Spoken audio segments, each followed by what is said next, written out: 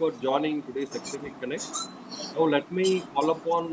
Good morning to one and all present here. I welcome all the participants for today's Academic Connect. Topic for today's session is the future of global brands, differentiation versus staying relevant. As we know, with many companies and global economies continues to struggle to grow, there is one bright spot in business landscape, that is the power of brands. Strong brands beat the market. To know more about this, we have with us today Dr. Satyanarayana Rentala, Bharathidasan Institute of Management, Tiruchirappalli. We welcome you, sir. I Thank you. also welcome all the participants. Now, I request my friend Charnalata to introduce the speaker. Good morning, honorable present here. Dr. Satyanarayana Rentala currently serves as the Faculty of Marketing at Bharathidasan Institute of Management, Trichy, since Jan 2018. He was awarded a Ph.D. in International Marketing from Pondicherry Central University in 2017. He completed his PGDM from Goa Institute of Management during 1995 to 97. He pursued his B.Pharm from BIPS Pilani during 1991 to 95. He had worked in the pharmaceutical industry in product and brand management functions, and subsequently joined academics owing to his passion towards teaching and research. His research work got published in Scopus-indexed journals and ABDC Listed journals like Management and Organization Review, International Journal and Development Review, and Journal of Medical Marketing. He had published nearly 30 research papers in international and national journals and presented more than 40 papers in international and national conferences. He was awarded Doctoral Travel Stipend to present his doctoral research work in Academy of International Business annual meeting in June 2015. He served as a reviewer for many international journals by Emerald, Elsevier and SAGE Publications. He also served as reviewer for AIB and Academy of Management annual meeting since 2013. He was a SEBI certified resource person for financial education during 2011 to 16. He also worked as a program manager for creating awareness about social entrepreneurship and state transformation program of Andhra Pradesh during his tenure with Piramal Foundations for Educational Leadership. He had conducted MDPs for Bell, Trichy and Hyderabad, CAFE Chennai, CES Chennai, Vijay Electricals Hyderabad, and Regency Ceramics Chennai. His research areas include international business, financial inclusion, business ethics, and intellectual capital. He had been session chair during AIB annual meeting 2015 and AIB India Chapter Annual Conference 2013, hosted by Indian Institute of Management, Bangalore. He is a member of Academy of International Business since 2013. He had delivered invited lectures at various reputed universities or institutions in Tamil Nadu, UT of Puducherry, Andhra Pradesh, and Telangana. And now I request the speaker to take over the session. Thank you.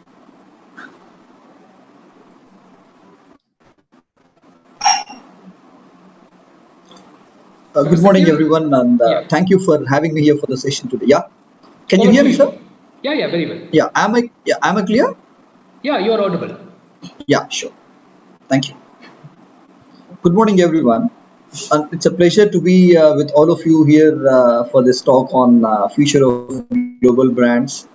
Before I start, I would like to take this opportunity to thank Dr. AGV Narayanan sir for giving me this opportunity to interact with all of you. What I intend to do is in the next 45 to 45 minutes to an hour, I have a deck of about 15 slides.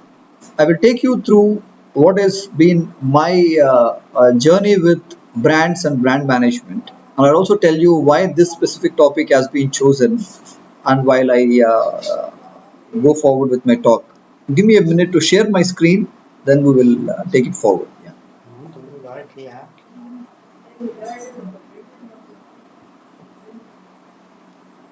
Yeah, is my screen visible?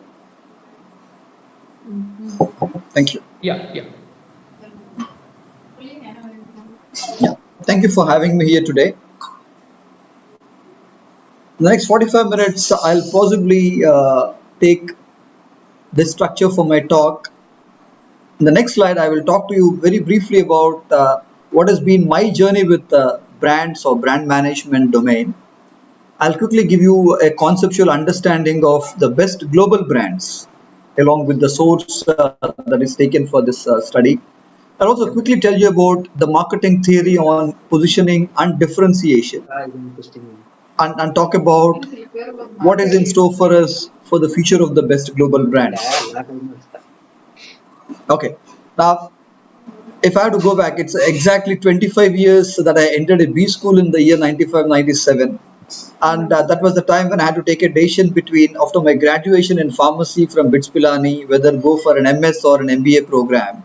When I went into MBA, then the next point was what do you specialize in? Because of my background in pharmacy, it drove me to marketing.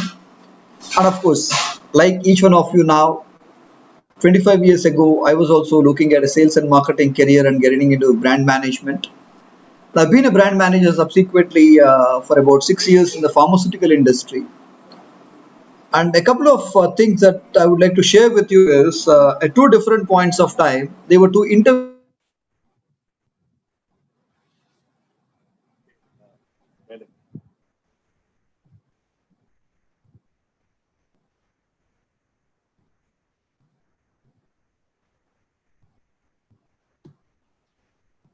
Sir, I think we lost. Hey, Raman? Yeah. We have lost him, sir. Can you give him a call? Yes, sir, I'll just call. Yeah.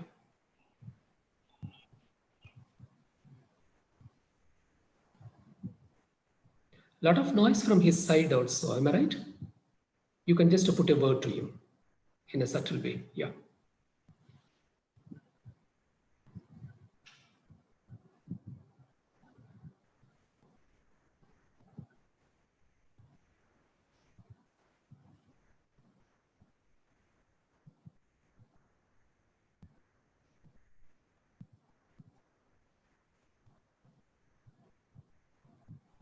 Sir, conveyed, sir. He is joining back, sir. Yeah. Student, just give us some time. The speaker is joining back. There is some issue in his network.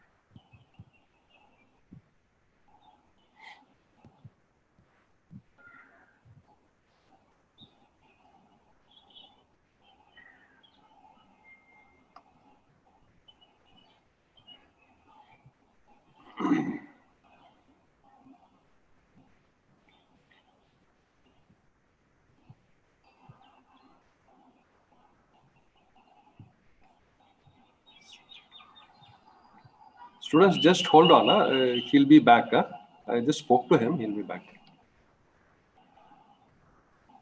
In the meanwhile, you all have access also. I had given access to all of you. If you want to ask something, you can always unmute yourself and come in.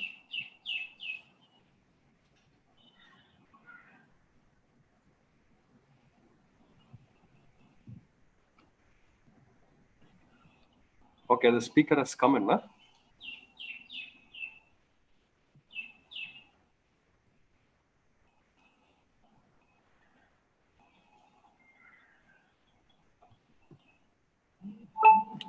Yes, Yes, sir. Can you see me now? I'm so sorry. Technical. We have because of bad weather, we have an unstable internet connection these days in the campus. Okay. It's kind of raining for the past 3-4 days. It just stopped raining today. Okay. I'm really sorry about that. It's okay. Yeah. Is my slide visible now? Yeah, perfect. Yeah. Yeah, thank you. Okay, what I was on the topic on the question about someone asked me what is the definition of a brand. Then I asked them a counter question whether you want a textbook definition or a practical definition based on my brand management experience. They said, no, you please give us whatever is your definition. So my simple definition for a brand is a promise, nothing more, nothing less. Of course, all the elements and the theory of marketing and branding that we talk about, they're all relevant and they're all pertinent. But in a simple terms, a brand is always a promise in terms of what is expected from a brand and what the brand delivers. Someone else asked me a different question while I was working in an academic institution and I interviewed for an industry position once again. Someone asked me, which is more challenging? Is brand management in a company more challenging or being a faculty of marketing more challenging? I said, without doubt, being a faculty of marketing is more challenging for me because I have 60 brands in a classroom to handle. While in a company, I might have a portfolio of only 2 or 3 brands. Okay, and that was highly appreciated, and then possibly they did not expect that kind of an answer from me. So that's one way of looking at brands, because in an academic institution, each of the individual students have different aspirations and different backgrounds that they come from. So that has to be taken into consideration. Then I started my academic career in 2003 in various B schools. I taught marketing core courses. I taught brand management, services marketing, and strategic marketing, apart from other marketing electives. All of these, why I'm sharing with you this snippets or that all of these have shaped me to enhance my understanding about brands internally as well as externally. And when I started my PhD as a full-time scholar at Pondicherry University, the first paper that I made a presentation as a PhD scholar was on the best global brands. And this was in 2012. But my journey with the best global brands analysis started with 2003 when I started as a faculty of marketing. And that's the source document that I'm going to use to share my thoughts. I will come to those slides subsequently. And it was also the first peer-reviewed academic publication that I ever had in my career was, as a PhD scholar, was on best global brands. And my PhD topic was different. It was on the export performance of the pharmaceutical industry. Okay, so this has been my journey in terms of what did I do or what's my exposure to brands. And I thought it's a relevant topic when Dr. A.G.V. Narayanan sir suggested that what are the kind of topic that we can look at. I thought this is most relevant in the context of marketing domain. And I hope that I would do some decent justice to the topic that I have chosen. And let's see how it goes. Okay, now in 2000, and there is this organization called Interbrand Consultancy based in the US. They specialize in what is called as brand valuation, and they come out with a report every year in the last week of September. And consistently they do it in the same week, and they come out with a report called the best global brands.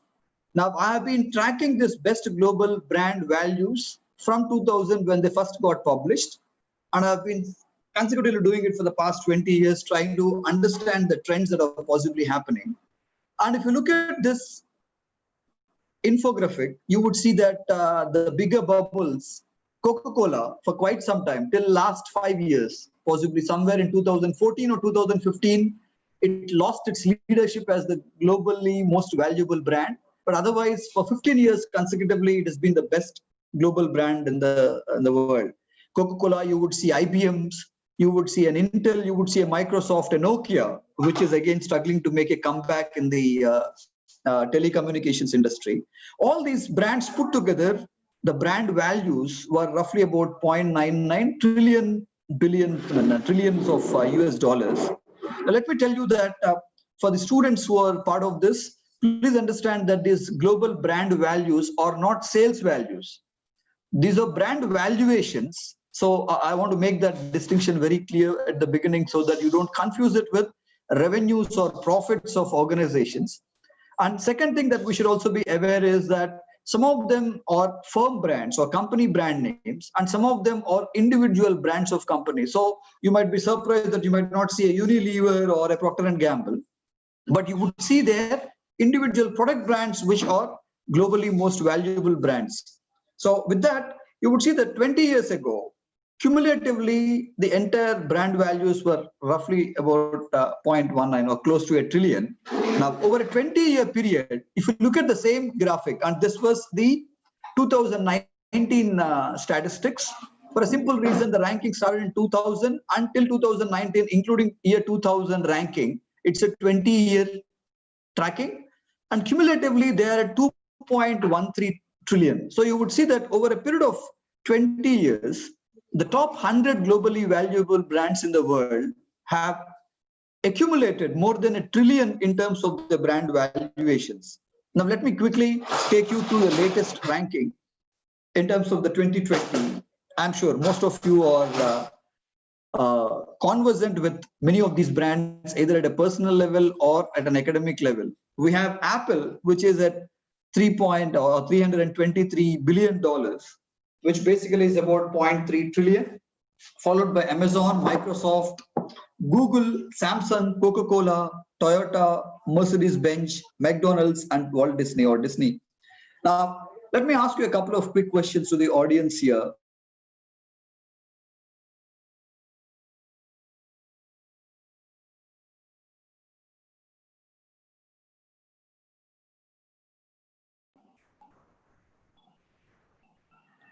Sir, I think yes. Yes, comes. Yes, comes. Sorry? In between, it got freezed, sir. Oh, okay, sorry, yeah. Now, I had a question to the audience. Which category had the maximum number of brands among the top 100 global brands? Like, for example, Apple is an electronics or a technology brand. Amazon is a technology brand. Microsoft is a technology. Coca-Cola is a product brand and beverages. So based on our understanding, what do you think is the category which possibly has the maximum number of brands? Yeah, any quick, food and beer. Yeah, sorry? Sir, food and beer. Coca-Cola. Yeah, Mr. Lokeshwaran, yeah, food and beverages. Yeah, anything else?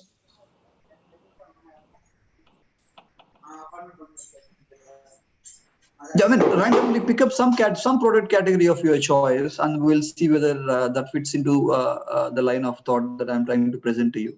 The automobile industry.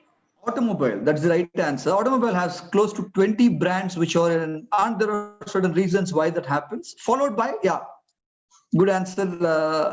Can you quickly tell me what could be the next next category which has the highest number of brands possibly? Smartphones. Smartphones, yeah, there are a couple of them, but they won't be.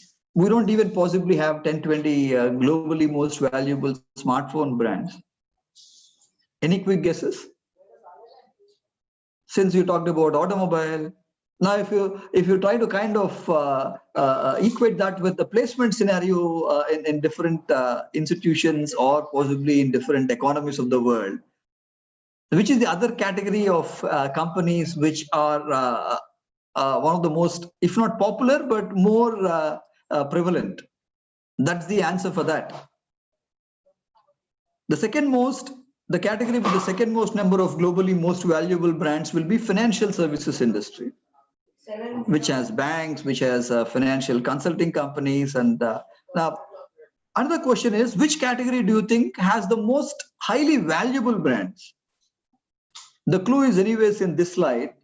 If you analyze the top 10 brands, at least 4 or 5 of them will be from one single category. Which category am I talking about?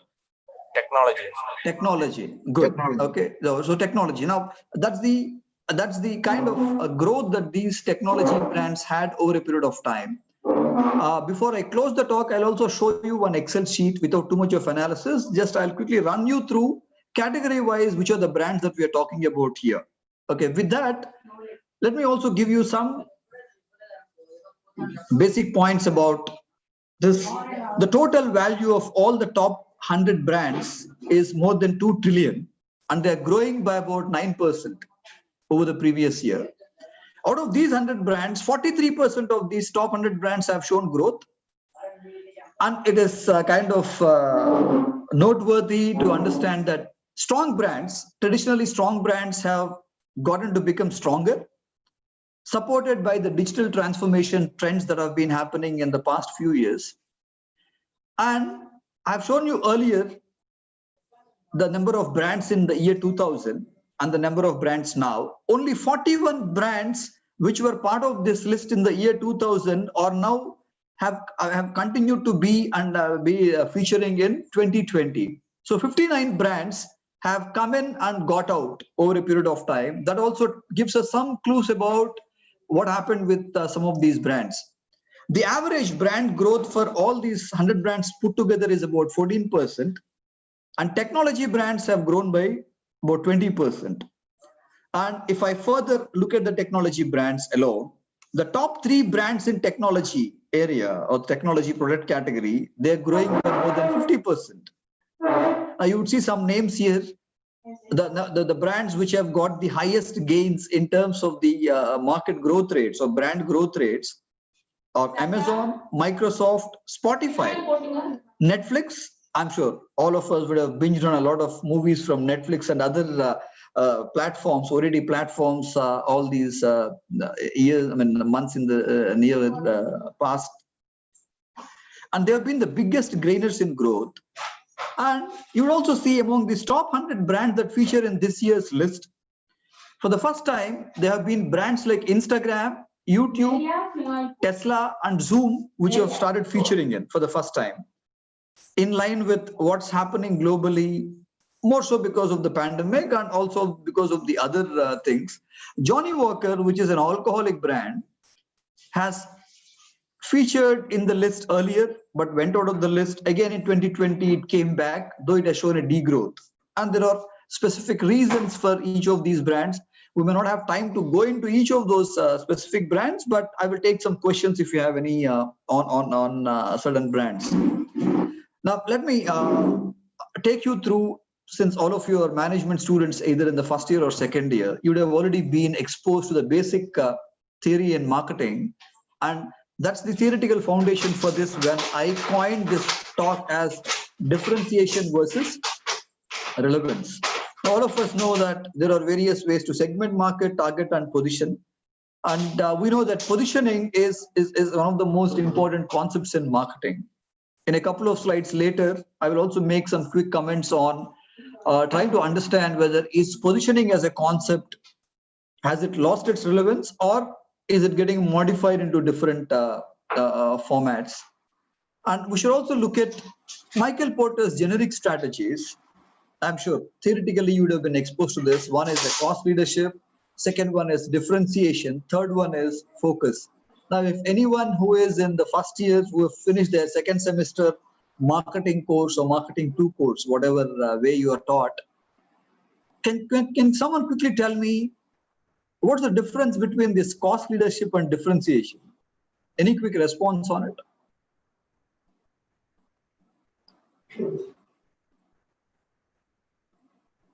Anyone? Sir, cost leadership is where we providing the product more affordable when we compare to our peers in the market, sir. Right. Like, okay. Yes. Whereas differentiation is in terms of technology, like that, sir. Okay, fair enough. Now, the fundamental difference between these two is what are you trying to do with your target consumers or the target market? What we essentially say here is, if you, I mean, am I audible? Sriram sir, am I audible? You're audible, but there are some background noise. That's okay. That could have come from the audience because they were not muted. But I'm just wondering whether am I audible or you are audible. Some interruption from the student side. Lawrence, please go on mute. Okay. So the fundamental difference is when you're going on a cost leadership way, you're basically deciding that you are not after higher profitability. You are looking to capture a larger market share, possibly with a less amount of the pricing strategy and to garner, and then your focus would be on selling volumes rather than high priced products. In differentiation, you take the opposite route, and you are not looking at while higher pricing will possibly help you in getting higher market share value-wise. As a marketer, you would be happy with selling fewer number of units, but with very focused customer approach and possibly end up making higher amount of gross margin. Now, this is a link to another concept of marketing when we talk about 4Ps. What are the basic, fundamentally, what are the two basic approaches of pricing? What would your response be as a marketing student?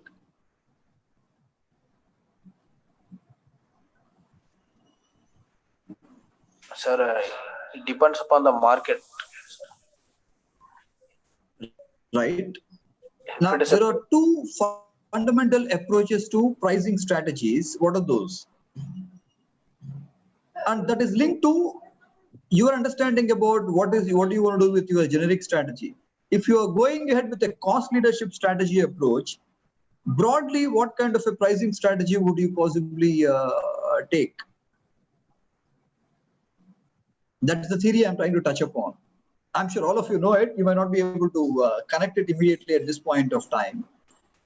You would have heard about strategies like penetration strategy versus price skimming strategy. Can anyone quickly tell me what is a price skimming strategy?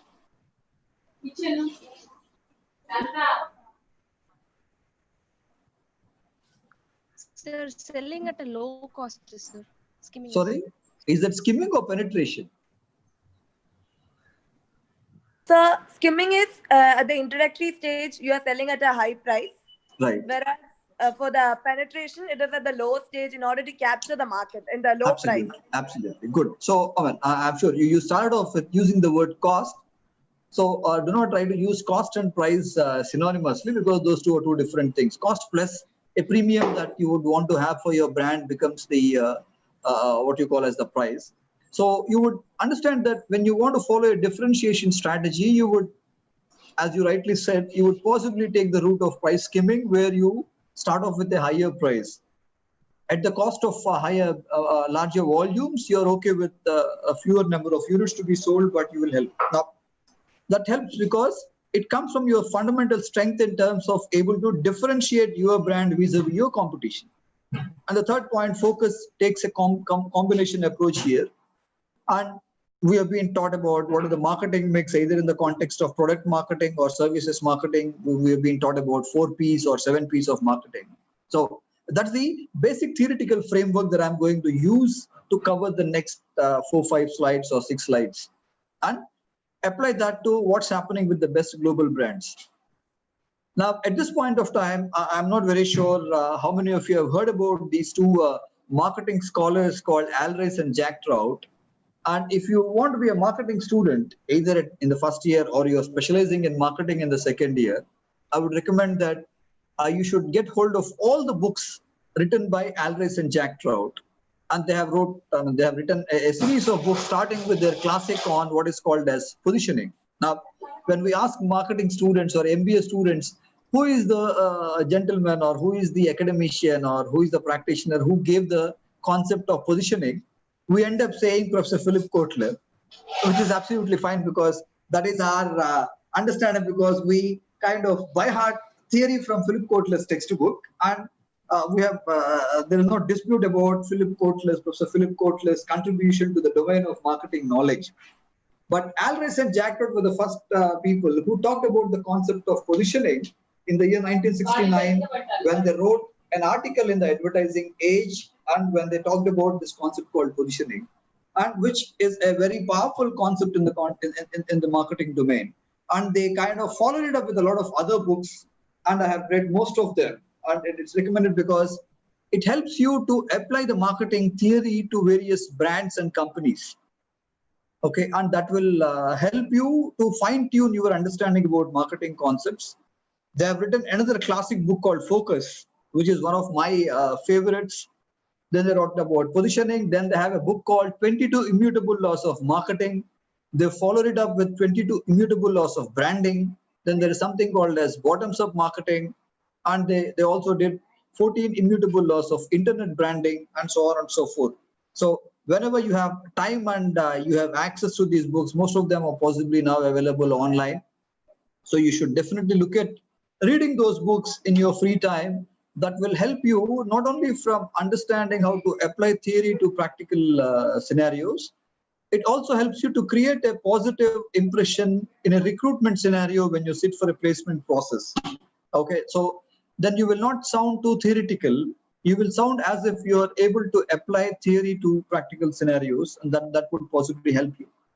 Now, if you look at, this is the meat of what I'm trying to talk to you in the context of the best global brands.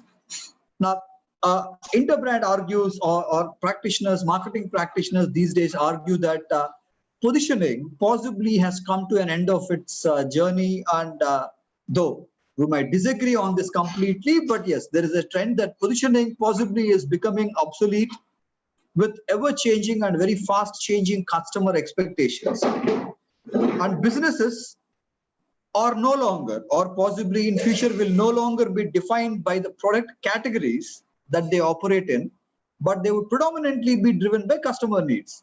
And if you go back to the classic definition of marketing, it starts with, if I ask you what is the definition of marketing, all of us would possibly start with saying identifying consumer needs or customer needs.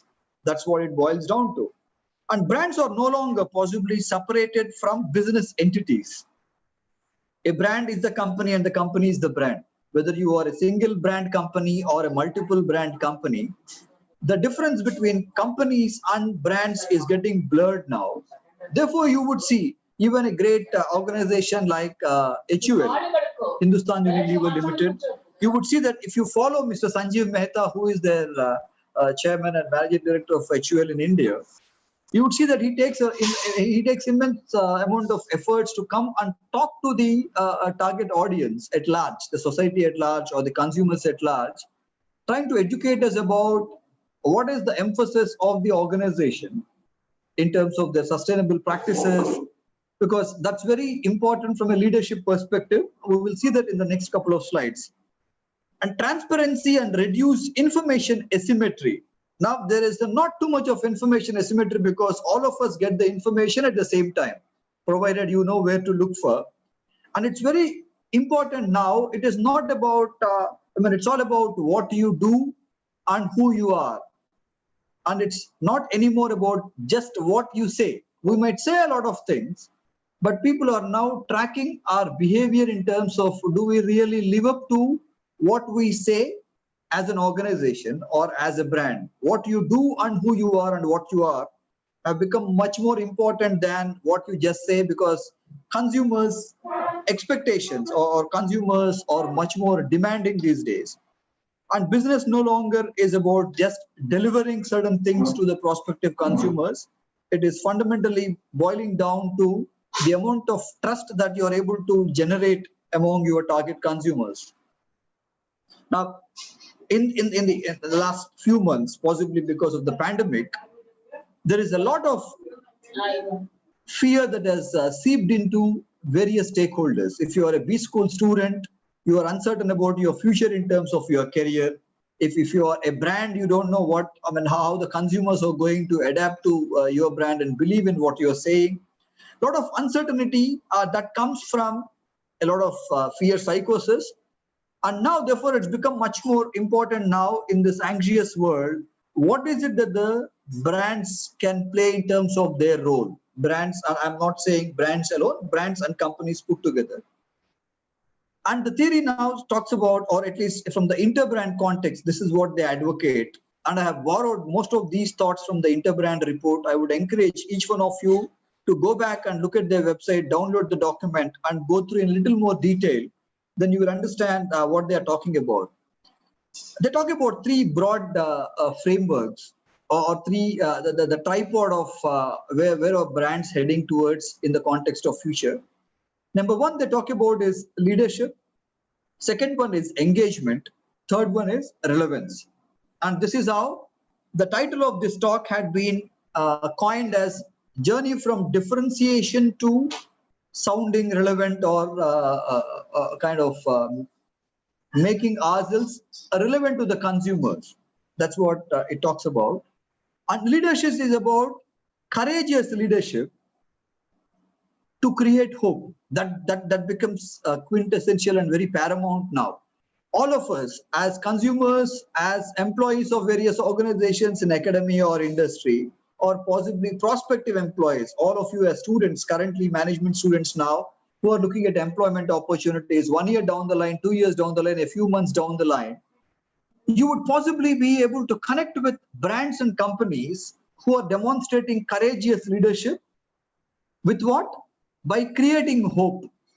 And that's very, very relevant. And brands should be able to do that. And some of the brands are already on that particular trajectory of their journey.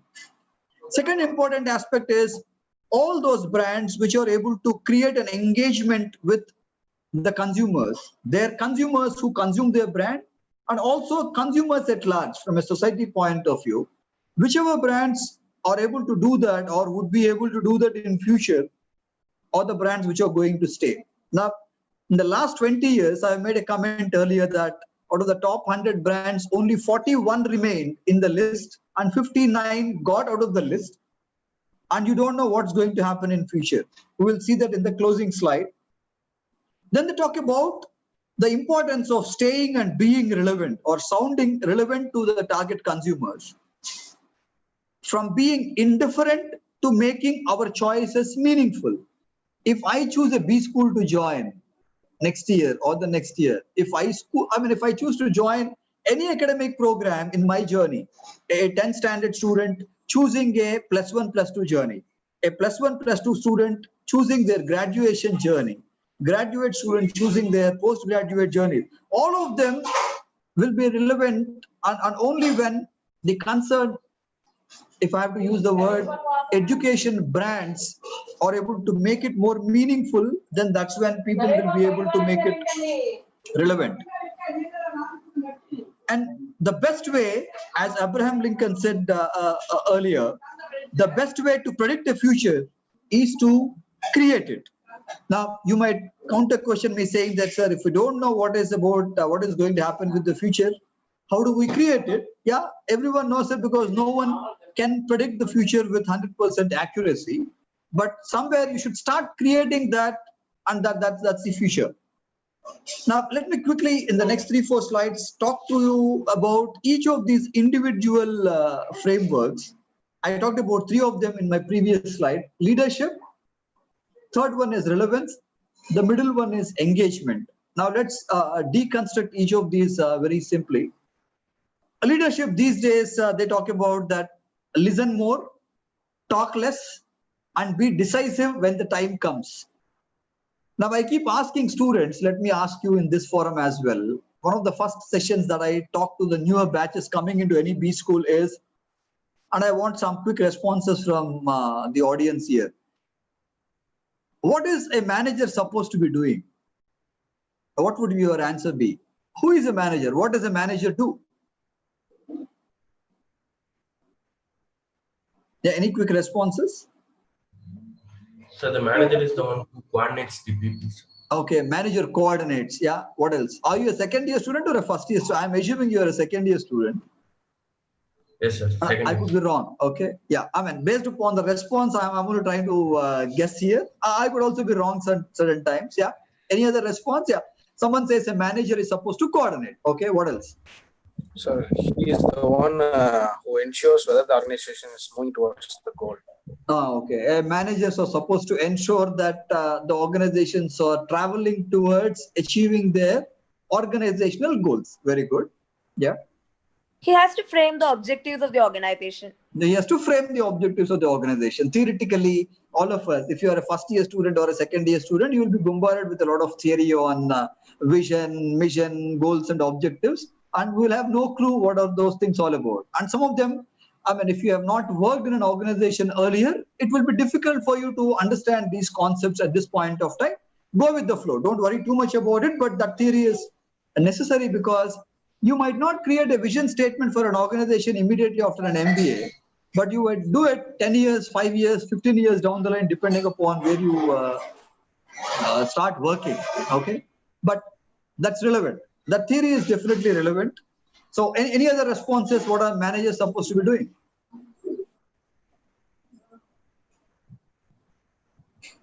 You oversees and supervise the overall Okay, process. overseas and supervise. Now, one of the most rudimentary and classical definitions I hear from fresh management students who enter a B school is manager is someone who manages. Okay. Now, everyone imagines and assumes that if you become a management student and become an MBA graduate, you start working in a company, you will be given a team to manage. It doesn't work that way in reality. Okay. Now, while all these are partially or majorly true, my understanding about management, I mean, if you are a manager, you are paid whatever salary or CTC you call, you are paid to decide, period. While you do all those things, visioning, you do managing, you do coordinating, all those fundamentally boil down to, can you decide or no? Now, don't assume that you will have all the information to make decisions, never. Within the available information, can you decide or no? Either it's going to be a decision towards yes or decision towards no. Finally, you have to decide. And that's the point we are talking about here. Listen more, talk less, and be decisive.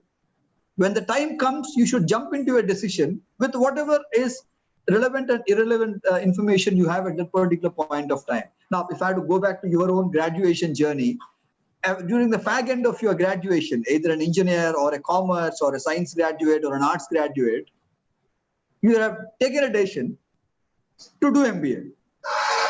Now, that was a decision. Now, whether it's a right decision or wrong decision, time will tell you. But you have taken a decision, and that's very important with the available information, however small it might be. Then the second thing about this leadership concept in the context of brands is you should be able to create a journey that people within and outside the organization or outside the business, you should make them feel that they are part of your journey. You would make them feel that they wanted to be part of your journey. That's another aspect of leadership. The third aspect of leadership is long-term human touch. It is not about a touch point at this point of time. Long-term human touch. Are you able to create that as a brand, as an organization? Second aspect is without losing focus on the short-term or the nearer-term business ambition. Someone said organizational goals. Fair enough. That also needs to be taken care. Third aspect is constant agile action. The swiftness or the fastness with which you work is going to make a tremendous amount of impact on your decisions. You cannot wait for data to pour in so that you can make informed decisions. Not possible all the time. Let's go to the second aspect, what is called as engagement. We talked about courageous leadership earlier. This brave leadership thrives on engagement, envisaging a shared journey. Now it happens in engineering institutions, it happens with B schools, it happens everywhere, it happens in organizations. Better leaders or courageous leaders are people who don't mind engaging with customers internally as well as externally. How much of a difficult conversations those might be. Now, one of the most difficult conversations that we have in B school these days is what's going to happen in future. I have no clue. But yes, we have to make a decision. We were having a conversation earlier saying that when can a campus open? We don't know. Yeah, you can take a decision and then go with the flow and see whether it's a decision, whether it's a, only future will tell you after you take a decision whether it will work in your favor, it will not work in your favor. None of us would have actually thought 8-9 months ago whether you can engage so many people from industry and academia into a B school. Now everyone it was unthinkable earlier because the first thing that people would have analyzed and estimated is what is the cost of getting these speakers onto campus. Not every campus can afford it. Now all those rules have changed and the floor beneath us has been washed away. So that's some of the positive things that we can possibly take from these kind of crises like pandemics. But the point here is engagement is going to be a key, and a long-term engagement, and engagement not coming from your side. Engagement is trying to co-create the journey with your consumers. Whichever brands are able to do that will possibly, now there are a lot of brands around us now. Why is a Google so famous, and when we are indispensable kind of a thing, when we cannot survive without Google, right? When a couple of days ago, when Google was down for a few minutes or an hour, when the world went gaga over it, because and then you become so over dependent or dependent on it for good or negative reasons. And Netflix, I mean, how many of us would have heard about Netflix? Last weekend or a couple of weekends earlier, 5th and 6th of December, they said 2 days you can binge on Netflix whether you are a subscriber or no, because that possibly gives them an opportunity where a lot of people who are not otherwise their consumers, they created that opportunity for engagement and let the consumers decide whether it is. Now, I don't know how many of you have, as ordinary consumers here, last few months, while till last year before the pandemic struck, I was an Amazon Prime member or Amazon Prime subscriber, not so big fan of Netflix, maybe a couple of regional Telugu or Tamil channels or whatever it is, maybe Sun Network or whatever. In the last few months, I now possibly sit on a subscription with 7 or 8 different OTT platforms. For that single movie, one single web series that I want to watch, but I'm not a subscriber, and I'm willing to pay 1,000 rupees annual subscription for a Netflix or an Amazon Prime or whatever it is, because I don't want to miss. So I ended up, when I realized that my debit card statements or whatever it is, I realized that I'm really spending about 10,000 to 12,000 rupees annual subscriptions. And I don't really know. Now, Netflix, I'm sure you would have realized a couple of months ago, Netflix started sending notifications to people who are their subscribers that don't watch, politely telling them that you are wasting your hard-earned money. Why don't you either consider looking into the content, or possibly you're better off saving your money. Now, you might think that that's not a great marketing. Why would you want to fire your consumers or educate your consumers? But that worked very positively for some brands. Now, this concept was not new. Firing a consumer or whatever, that was done by Southwest Airlines 4 decades earlier. Now, firing the customer was unthinkable in the marketing parlance, but they did it quite some time ago. Great brands make us they make us feel that we have to be part of their journey. Whichever brand is able to do that, it can be an education brand like a B school, it can be a company brand, it can be any damn thing. Whichever brands are able to do that would survive in the long run. And the third aspect of this is distinctiveness. Now, distinctiveness was anyways a prerequisite earlier as well, differentiation and distinctiveness. We are only slightly modifying that by adding a couple of other concepts. Now, every brand has to be coherent. Now, in marketing, we talk about integrated marketing communication. There's a course called Advertising and Sales Promotion Elective, which was later renamed as Integrated Marketing Communication. No one knows what is this integrated marketing communication all about. And that's precisely the point, a coherence. Whatever you do in terms of your brand engagement with the consumer, they should all point out to a single objective or single point of convergence. That's when a brand gets that particular benefit from the consumer. And the third aspect is participative. How quickly and how effectively and how continuously can you engage with your consumers, make it more participative? Decisions taken in B schools, are they taken in participation or by taking a feedback from the student community, teaching community, or the companies which come and recruit from us? That's going to be very, very critical for long-term survival of each of these organizations. See, I might be a faculty for the next 5 years, 10 years, 15 years, I don't know. But a brand that I'm currently working in, any institution for that matter, that longevity is going to depend on each of these elements. And whatever we are sharing right now are not only relevant for product companies, it is relevant for each one of us as a brand. Now, I don't know how many of you, like when I got this invitation and when your institution has put a post on LinkedIn announcing this particular talk, so I get an opportunity. Some of you have connected with me. Some of you, I have sent a connection request. This was possibly not very done very well or done very commonly a few months ago. Now, in this digital world, at least during the pandemic, you won't believe that before the pandemic started, I would have possibly had about 2,500 connections on my LinkedIn.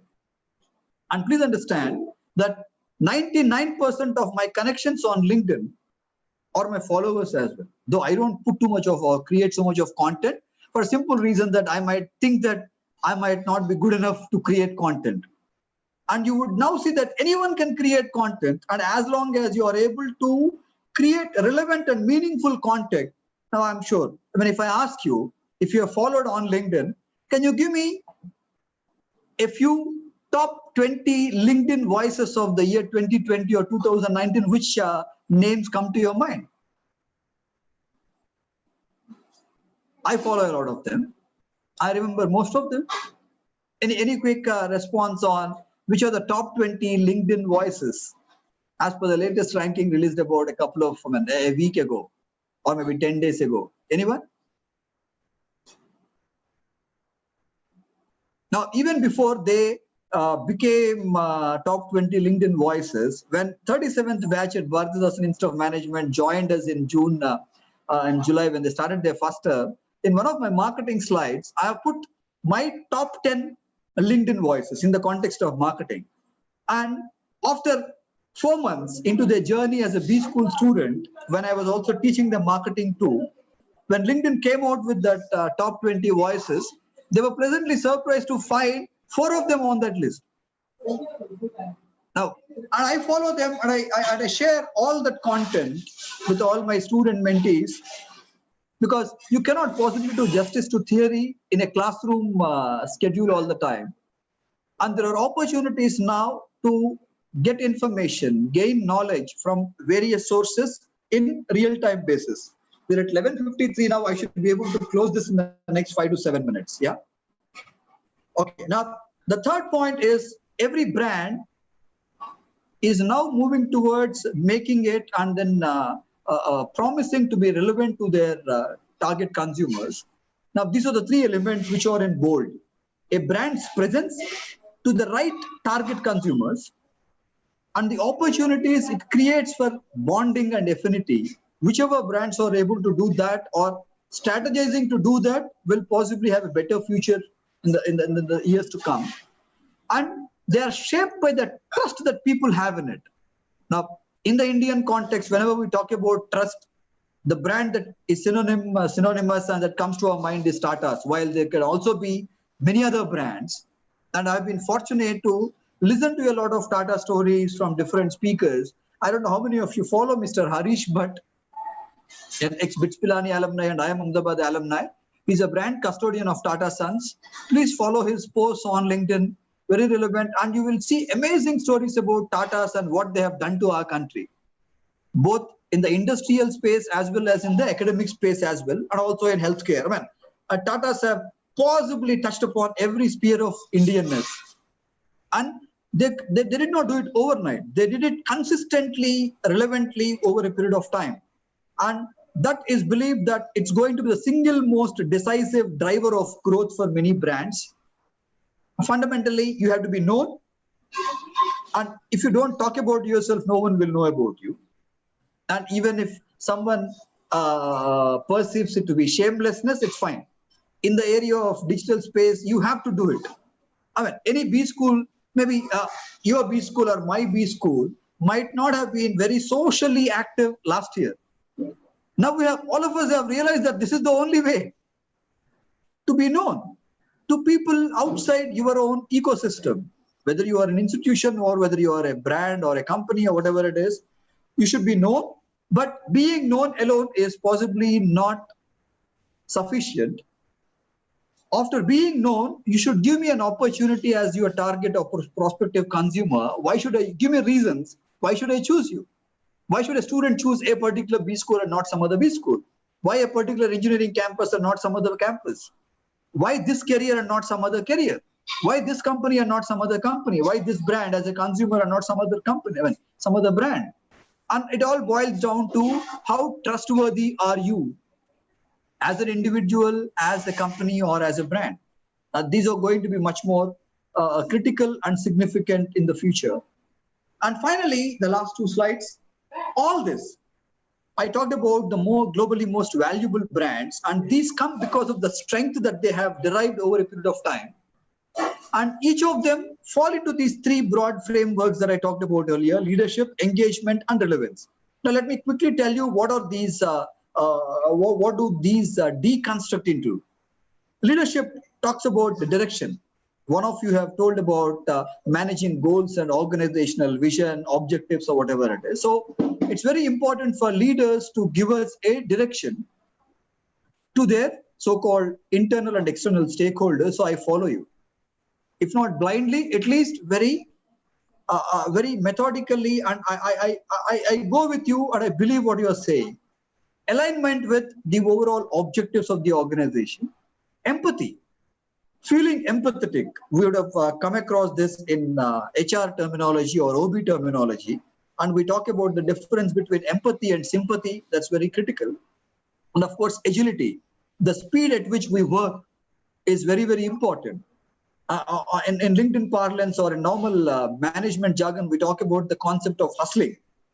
You do a hell lot of an activity at the same time, but I should also caution you not to misinterpret this multitasking. Don't assume that multitasking is the most critical aspect. This is my personal understanding. I could be wrong, and I'm open to getting educated on that. I never believed in the concept of multitasking. You can multitask, absolutely fine.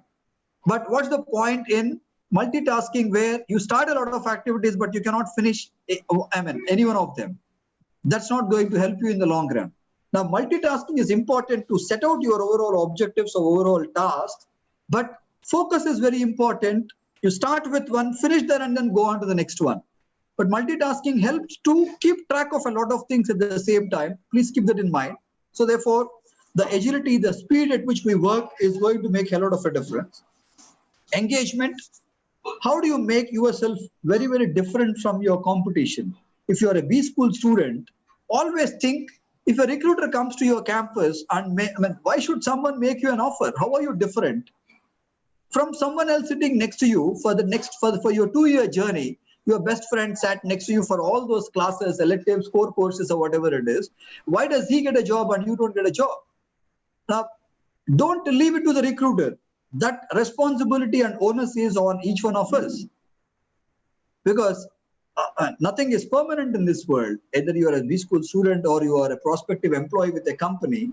You should give me an opportunity and give me a confidence. Why should I hire you? And don't feel that feeling, or what you call as feel that you are entitled to something in life. No one is entitled to anything in life, at a personal level or at a professional level. If you have done well till now, good for you, you've been lucky. But the buck doesn't stop there. You have to continuously keep working towards it. And if at any point of time in your life, if you ever feel that you have arrived in life, that would be the death of your professional or personal journey. And it is more relevant now for your generation, if I have to use that word generation, because now I realize that it's been 25 years that I've completed my MBA journey. Okay, so generations don't matter. Generations will keep changing, and that's the only way forward. Please be aware of this. At this point of time, being a topper of a B school can be one particular milestone. Getting a job is a one particular milestone. Fair enough. You start, but that's not the end of the journey. You're constantly trying to unlearn and then trying to get better than someone else. Or if not anyone else, you have to get better than yourself, what you were the previous moment in your life.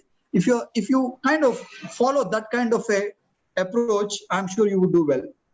So the last two slides, relevance. This is a kind of a summary slide, just to kind of capture all of this that we talked about till now. Relevance is increasingly being driven by an uncompromising approach to fundamental human issues. Never lose sight of what drives a human being. Whether you are a marketer, finance, HR, it doesn't matter. Understand psychology of a human being. And if you don't focus on that, at some point of time, you as a person, as a company or a brand will possibly lose relevance and get out of the market. And sustainability has become a radical priority for firms and brands. Sustainability is not an option anymore. That's given. That's the reason you see a lot of brands, including HUL, which all of us might have a great admiration for. Everyone talks about sustainability because it is not about sustainability to your company. It is about your contribution to sustainability. Now, there are many people who say that we have come to this situation of a pandemic because we started disrespecting or we have disrespected the mother nature all these years.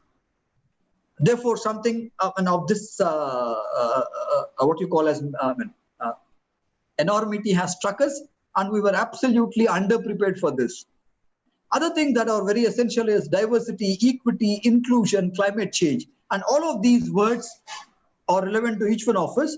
Context might be different. Diversity in a B school can be different from diversity in a company or in a university or whatever it is. But these are things that you should always keep in mind. If you don't understand these and then keep it as part of your strategy, at some point of time, you will stop being relevant to the society, to the people, to the consumers. And let's also be appreciative of the fact of the power and impact of social media, which was unthinkable a couple of years down the line and a couple of years ago. And this is one major problem with all of us now. We are in a constant tension between fear and hope. Now we have no clue what's going to happen to our lives. And disruption of this enormity has already replaced normality. All of us are more vulnerable. We are all very restless every moment of our life. Not days, not hours, not minutes. Every second of our life, we are restless. And we are in an absolute state of confusion, not knowing what is right and what could be right, what could be wrong. And if you are not aware of it, you might not be in a position to take meaningful decisions for your future. And I thought I should share these broad contours for your consideration for future. Let me end this with this slide by thanking from the bottom of my heart for your time and giving me this opportunity to share my thoughts. It's been, I think, 4 years that I have done a talk outside my organization. Okay. The last time that I did talk outside my organization was while I was with Piramal Foundation for Education Leadership, where I was the head of the South Zone. Okay. Where I used to go to campuses and then make talks on social entrepreneurship to B school students and engineering campuses. So Thank you for this. And I was under tremendous amount of tension to deliver this talk because in terms of would it be relevant, would it be meaningful? And I hope, I tried my best to give some kind of, and this is not the end of it. This is a very tip of the iceberg kind of a phenomenon. And I would request each one of you to delve deeper into each of these aspects that we talked about. If you go to Interbrand website and look at all the 20-year annual reports, that's a wealth of information. Okay. And best global brands, we are talking on 19th of December 2020, and we are on the cusp of ending a decade now. And we don't know what the next decade has for us, each one of us in future. And this is possibly a new decade of possibility or impossibility or whatever you want to call it. 10 years down the line, whoever is part of this particular discussion today, wherever you are, however you are, whatever you are, reflect back after 10 years and see what are these brands that we talk about today and how many of them would possibly survive 10 years later. With that, thank you so much for being here and then for your patient listening. Last slide, you would possibly see a couple of the sources of the document that I referred to are the best global brands. In 2013, I presented a paper on the 10-year journey between 2000 and 2010 of what happened with these brands. I tried to kind of differentiate product brands versus service brands. That's one paper and publication that I did.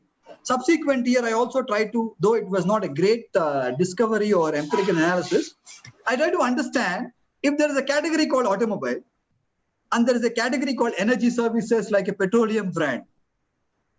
Is there a relation between the brand value growth in this category and that category? Is some category movement dependent on some other category movement? If food and beverages has to grow, is there any other category relevant? What is the category driving automobile brands? So you would find some interesting insights. If you yourself read those, I have had those kind of thoughts that struck my mind. Each one of you, when you read this kind of literature, you might have a different thought engine that would possibly get spurred. And I wish you all the best, whether you're a first-year student, second-year student, it doesn't matter. But embrace the future with confidence. And confidence comes with gaining knowledge. Okay. Yeah. Thank you so much. Yeah, I'm open to any questions. To the best of my knowledge, I will try to answer it. Yeah, If I don't know, I will say I don't know, and I'll come back to you. Yeah. Perfect, Dr. Satya. Thank Being you. a marketing professor, you ensured two things. One is Yes. engagement, the second one, relevance. Thank you. So you took care of both those. Thank you. Yeah. I have a question. Of course, we were talking about this positioning earlier on. Right. Okay. Is it really losing its relevance in the current scenario? Because we always talk about mind space, occupying the consumer's mind space. The moment you get your mind share, naturally it will result in market share. Right. If that be the case, is positioning losing its relevance in the current scenario? Yeah. Sir, to a certain extent, yes. Now, I am a great fan of positioning as a concept. Yeah. And if someone tries to tell me that positioning is no longer relevant, it's very difficult for me to fathom and understand that. Exactly. Because we have been theoretically told, and it's been proven empirically also, positioning is a long-term game. And it takes sufficient amount of time for that to get entrenched into a consumer's mind and therefore mind space. But I think the new thought process that is coming in is, while we're not saying positioning is irrelevant, positioning is possibly not as, in terms of the product life cycle, if I have to use that particular concept from marketing, if it was there and important earlier for about 5 years or 10 years, now it's possibly only less than a year. Yeah. And also because of the advent of the digital transformation.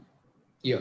Earlier, for an Al Rice or a Jack Trout to understand positioning, write a book, they waited for 1 decade to understand different brands and then wrote a book. Yeah. Now you don't have to wait for so long, because we are bombarded the amount of, I'm sure, in the data sciences, people talk about that the kind of data that was accumulated over the past centuries was so insignificant in the kind of data accumulation that was possibly done in the last 2 to 3 years. And in the next 5 years, you will possibly add more than what was added in the last couple of centuries. Now, it was not possible earlier because of a low level of technology. It is possible now.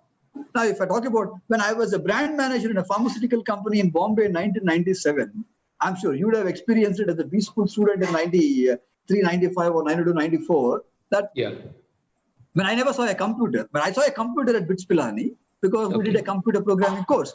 Now, the floppy diskette that we are talking about, the CD, that was 512 MB or 1.44 MB. I mean, that was great technology during those days. Now we are talking about pocket-sized terabyte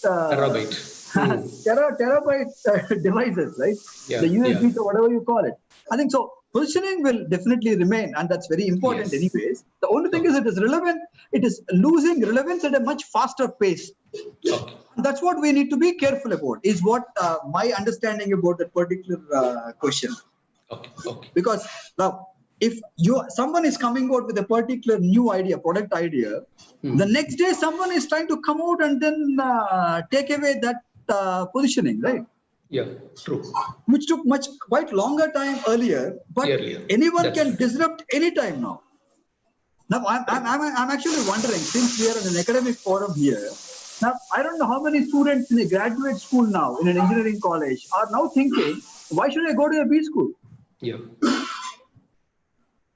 Earlier, people used to think that I'm going to a B school for the experience. Now, there is no experience now. It's only digital experience. Now, all said and done, using technology, either well or not so well, we have not compromised as a B school campus. We did all those things that we did last year. We did club and committee activities. We did the selection of club and committee. People have not even seen each other, but they selected. Second year students selected their first year junior students. Now, we have not compromised on any activity. But yes, we might still feel the loss of that human touch. But for lack of a better alternative, but we are still able to do that. And maybe now, many of us would have seen, would have done courses on Coursera or Udemy or whatever it is. Now, people have started asking themselves a question, why should I go to a Harvard Business School spending ₹1 crore And there are some very powerful conversations happening. Now, I'm not saying that it will change overnight. Maybe 5 years, 10 years down the line, the business education model might undergo a radical change. I mean, at this point of time, I am not really qualified to envision those. But yeah, it can happen anytime in the next 5 to 10 years. Right. Thank you. Raman? Yeah. Yes, sir. Please make it open to the students. Yes. Yeah. Students, you can ask your questions to sir. You all have the access. Hello, sir. Yeah, Mohammed. Yes, sir. First of all, thank you for this wonderful session, sir. This was so energetic and knowledge-gaining session. And I have a question. Please.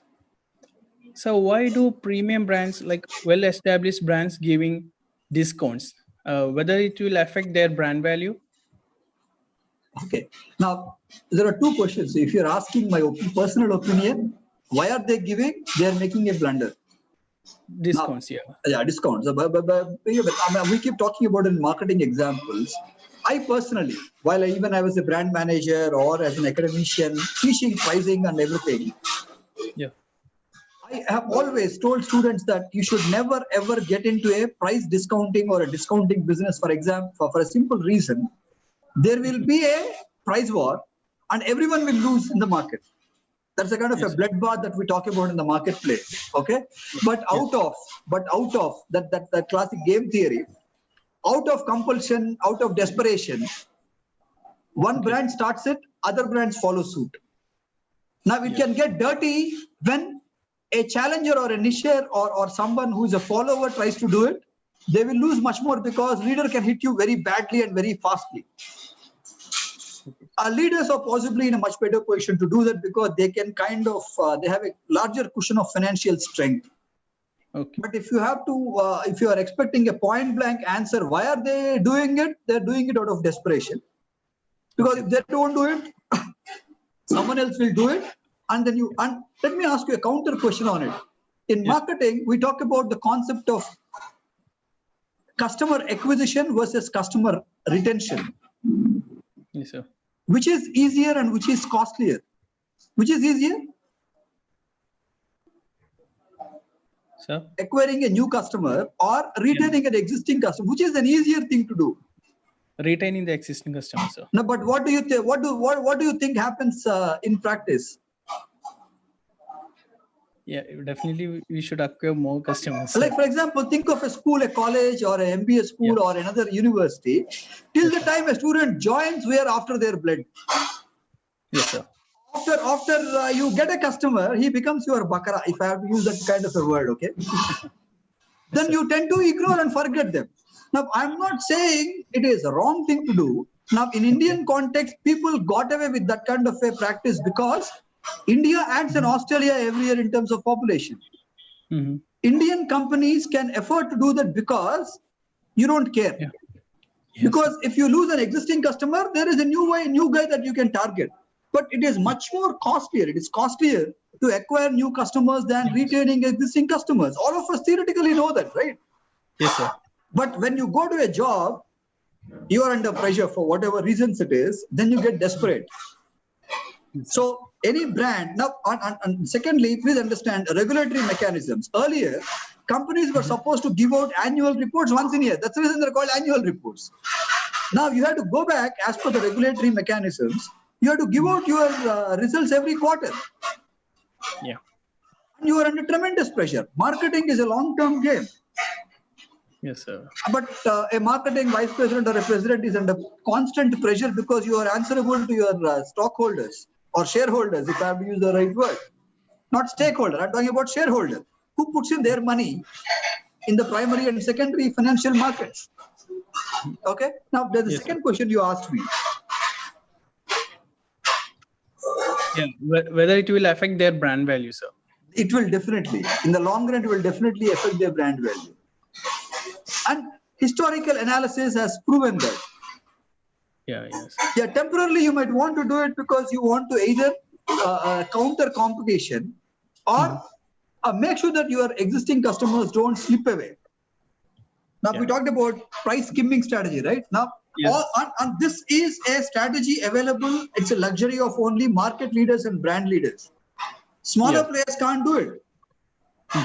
Because when you talk about what should be the strategy of a market leaders, they don't try to take away the market share from others. The fundamental responsibility of a market leader is to expand market. Yes. When you expand market, you get new users. Automatically, 40% of the new users getting into the market will choose the leader because you are the leader. Yeah. You have a natural advantage. Therefore, my fundamental premise on that is you don't have to get desperate to discount your. Now, another way of looking at it is I buy one toothpaste every month. I am your hardcore loyal customer. Okay.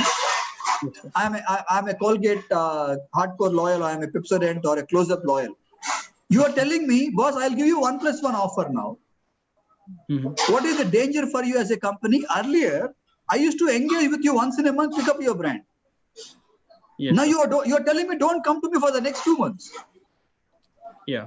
There is a larger danger there because there are two damages. Number one, you are losing your money to incentivize me to make me stay with you. Second thing is, which is more dangerous according to me, is you are opening an additional 1 month window for competition to bombard me. Yeah. If I switch to competition, there is no guarantee that I'll ever come back to you.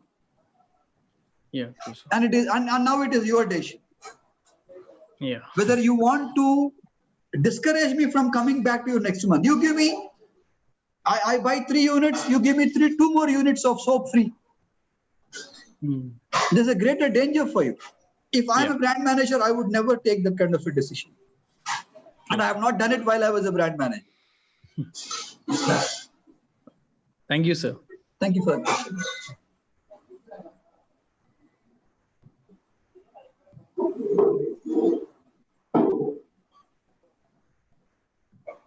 Yeah, students, you have the access. You can unmute and comment. Sir, I'm Shanmugapriya, sir. Yeah, Shanmugapriya. Great insight from you. And my question is, how relevant will be the brand umbrella strategy in future, sir? Sorry? How relevant will be the brand umbrella strategy in future, sir? Brand umbrella strategy. I'm again assuming that you are a second year student. Okay, so can I quickly ask you, on the continuum of branding strategy, yes, sir. Umbrella strategy is on one end, right? Yes, sir. Yeah, what's on the other end?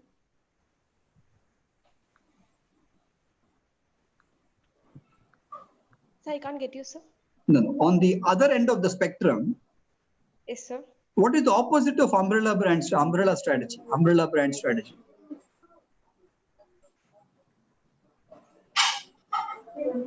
It's called product brand strategy. Yes, sir. Okay. Can you give me an example of an umbrella brand strategy?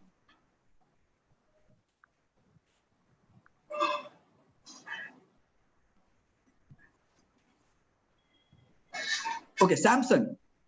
Does it follow umbrella? Philips.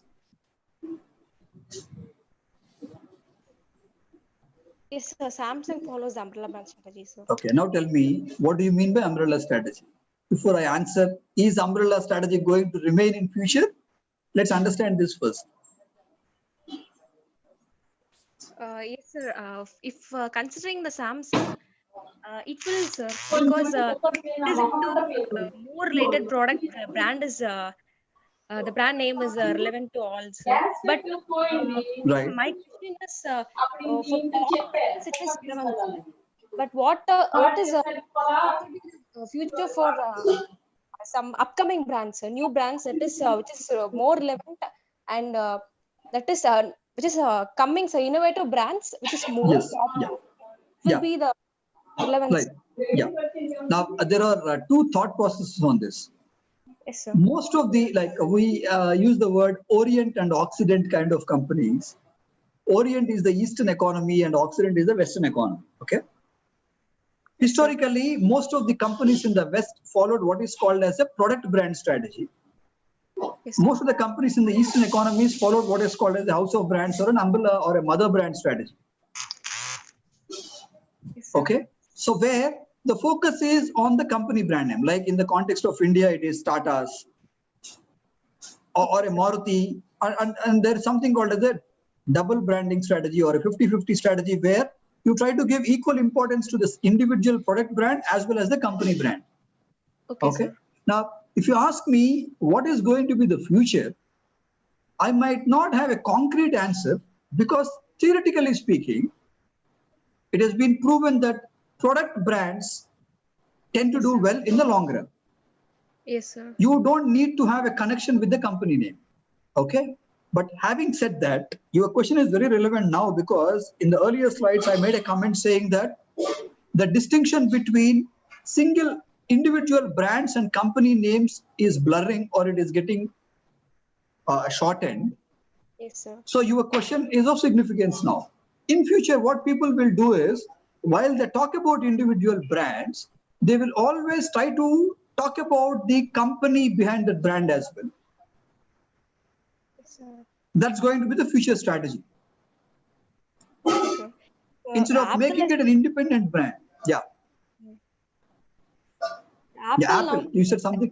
Yeah. prominent example for this. It is booming, but what is to the competitors? It will be some very tough competition to that, sir. Right. Apple is possibly now it is about 322 billion. Coca-Cola, which was the most valuable brand in the world for 15 years, it never crossed 100 billion. Sir. Apple has become 322 billion. Amazon is $220 billion in terms of the brand valuation. Yes, sir. They were able to do that. Now, is Amazon an umbrella brand or a... Amazon is an umbrella brand, right?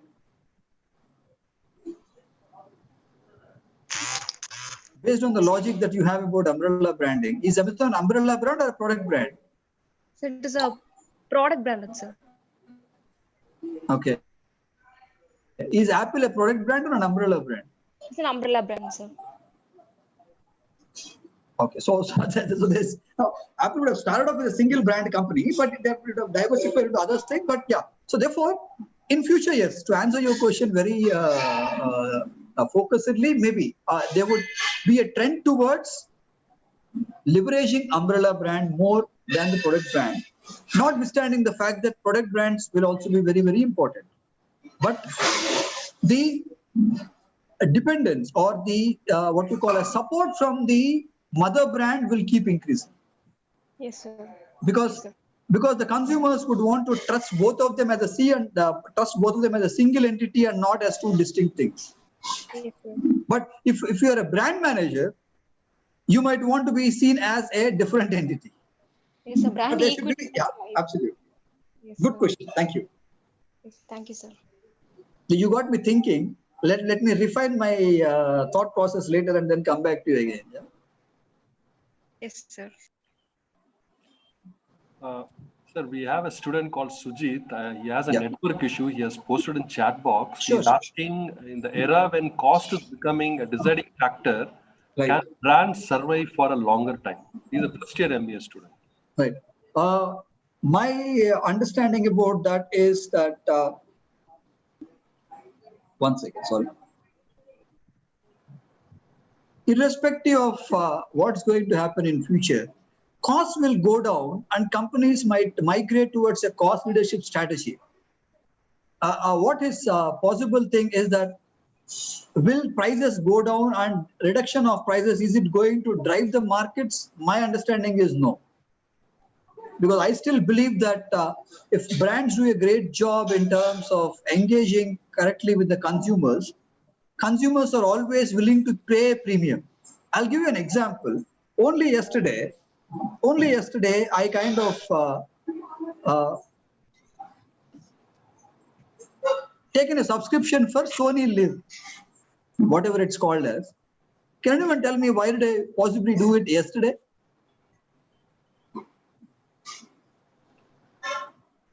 Okay, which of the 2-3 days ago, I happened to listen to a talk from a CEO of Applause Entertainment, which is part of the Aditya Birla Group. They mentioned about the kind of web series that they came out with in the recent times, and one of the Can you quickly tell me a couple of or 3-4 recently popular web series? When I'm saying recent, I'm talking about last 2 to 3 months maybe.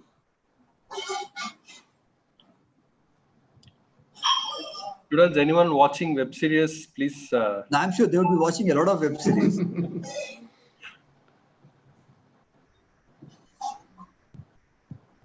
Yeah, any of your favorite web series that you're possibly watching? Scam 99. Sorry? Scam 99. That is what actually made me to subscribe to Sony LF. Then I on the app, on the website, I registered. Then I looked at, they have 3 different pricing strategies. One is a normal thing, other one is premium, then monthly, 6 monthly, and yearly. Then I ended up taking yearly, because it doesn't make any sense to make 300 rupees per month and spending 3,600 rupees. I might rather spend, I might only watch Scam 1992 on Sony Live, but I'm willing to pay the price because I'm concerned about the content. I relate with the content. I relate with the product that is being offered. I've been a Netflix annual subscriber for the past 1 year now. When I initially subscribed, I watched a lot of Netflix, either movies or web series or whatever it is. Now, it's been 2 to 3 months that I have not watched. But I have already paid an annual subscription. So, or I might be tempted to do it when someone, a new movie comes in.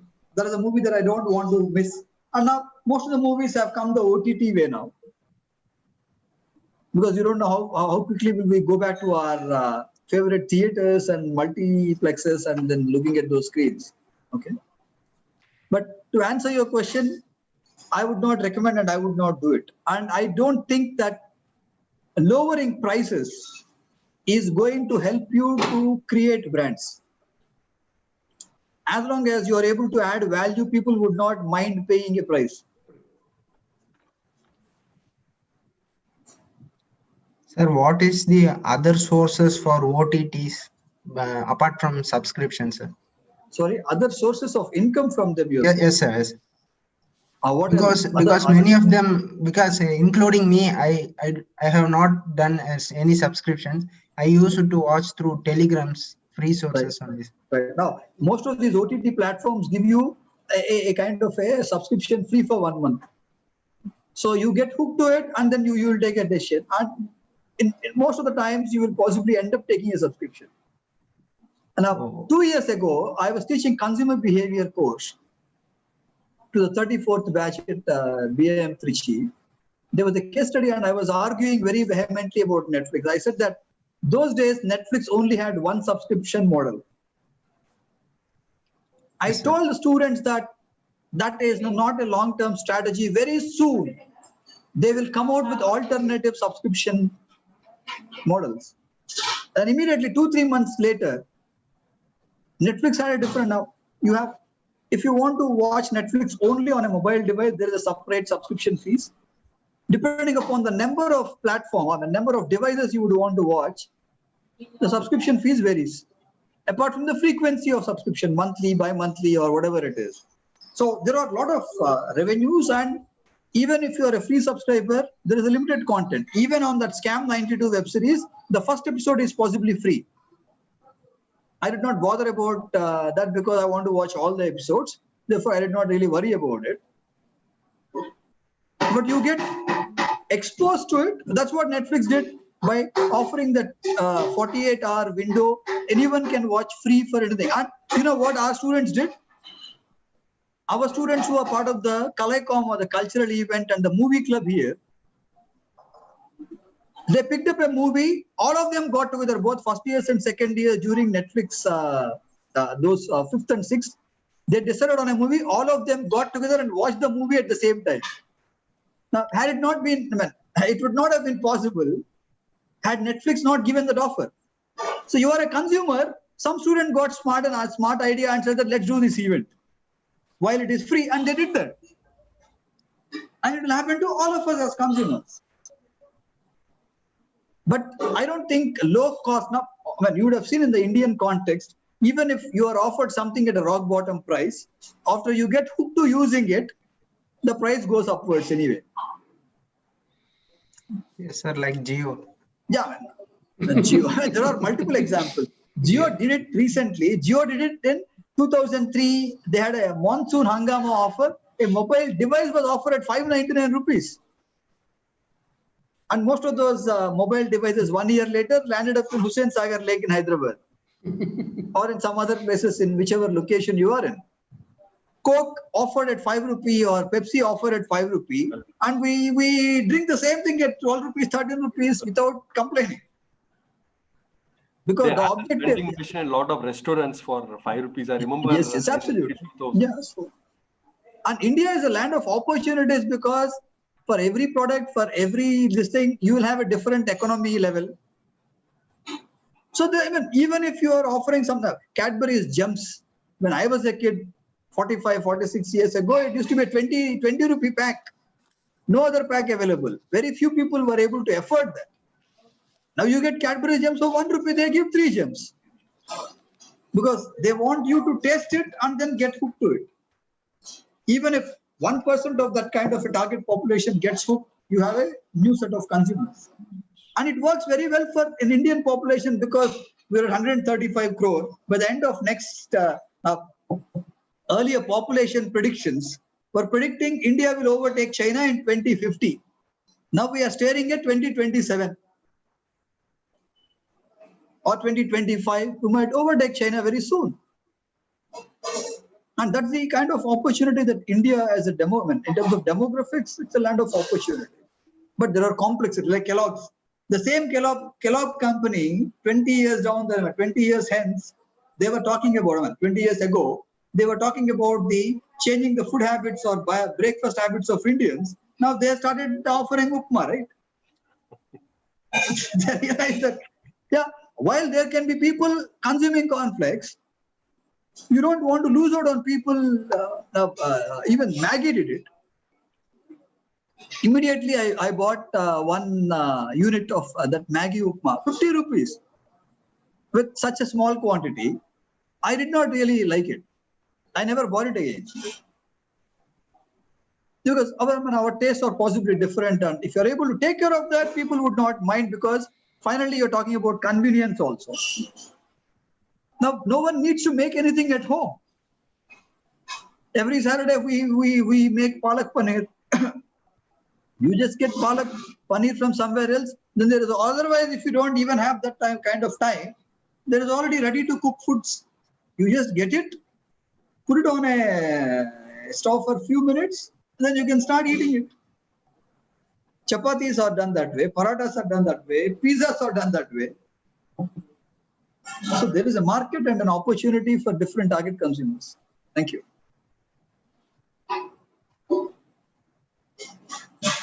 Good afternoon, sir. Nandini. Yes, sir. I'm first year MBA student, sir. No, you asked me a question, I will tell you whether you are first or second year. Sorry. Okay, sir. Sorry, I was just joking. Sir, what matrices are important to be a brand manager?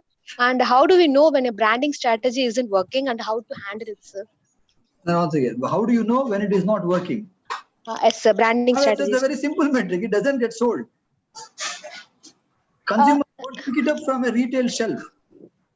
Okay, sir. Now, as the salespeople and brand managers might kind of push it down the channel, distribution channel.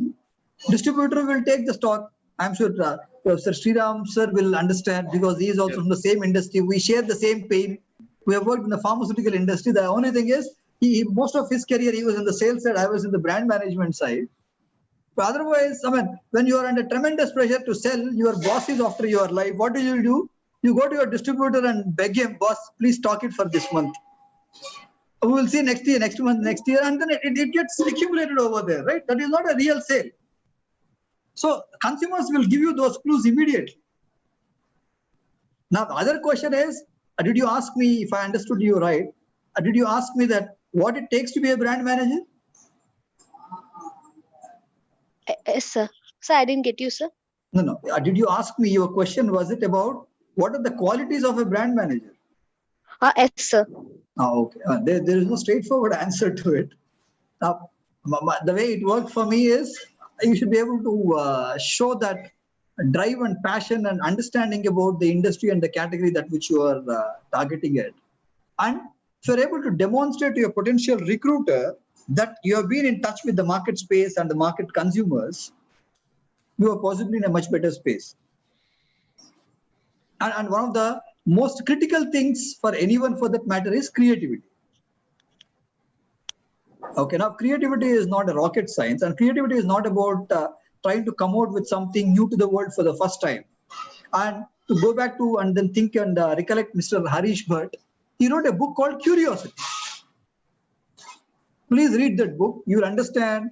And if you want to be a brand manager or a sales and marketing or any management professional, one of the fundamental characters you need to have is to be curious about everything in life. How much of a stupid it might sound to the other person, you should have curiosity. Ask a lot of questions. I never asked any question to my teachers till my graduation. But when I went to a B school, I asked a lot of questions. Because by that time, I kind of gained courage and confidence to ask questions. That's the only way. You observe, you ask questions to yourself and to others, then you become a great sales and marketing professional. And yeah, so you should be willing to put in your hard work in the field as a salesman if you want to ever get into brand management. Thank you, sir. Thank you. So good afternoon, sir. Yeah, Dvitiya. So I have a question. So I'm first year student and my name is Vidya. So Vidya, I'm so sorry. I mean, I'm seeing a Dvitiya or something. Go ahead, please go ahead. Yeah, so my question is, why do the bigger brands, so we can take up the bigger brands, the automobile companies like Honda and Renault, and they're offering a discount. Normally they offer discount during a year end or during a festive season or something. Instead of that, nowadays they're offering discount on a full year basis. So whenever you go purchase it, you'll have a discount.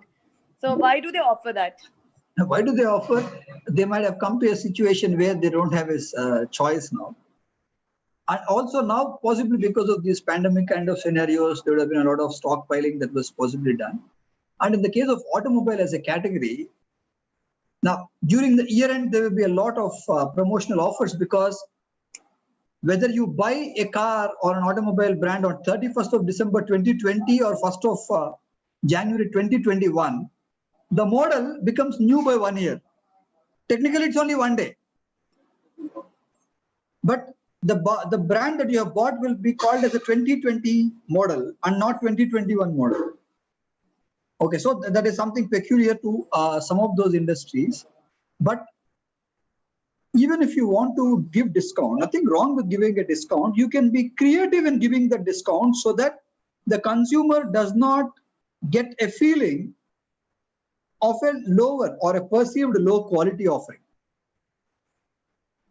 As long as they're comfortable that you are not compromising on your quality, you should be okay as a brand.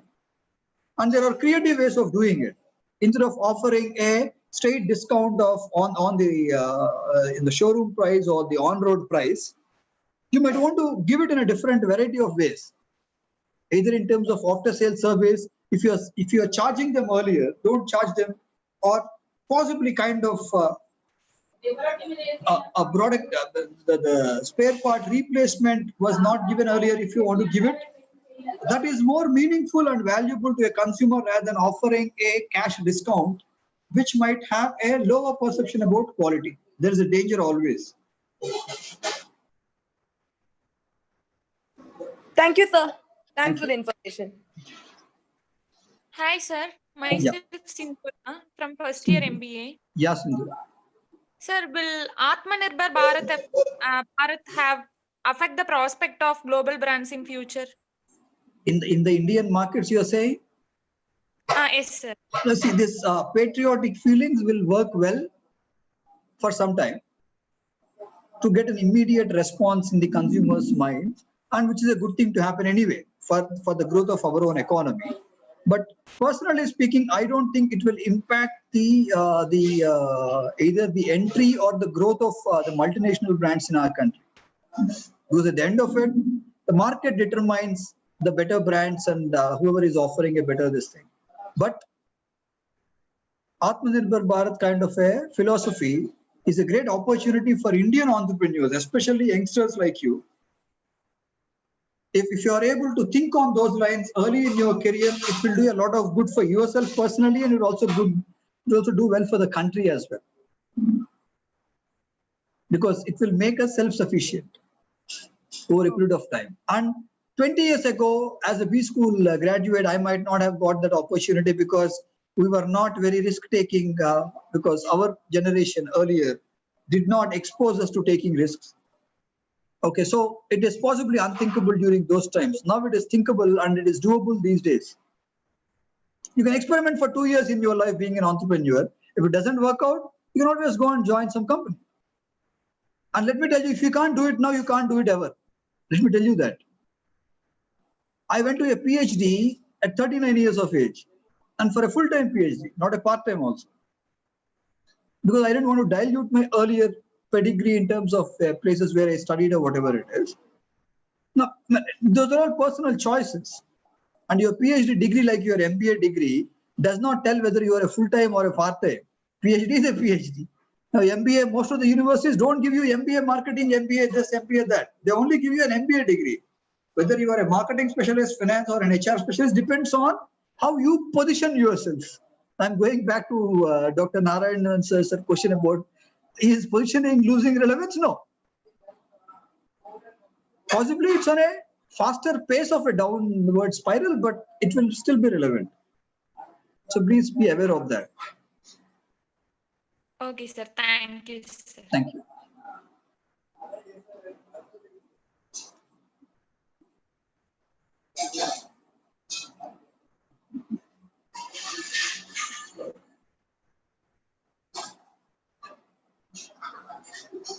Sir, my question. Yeah.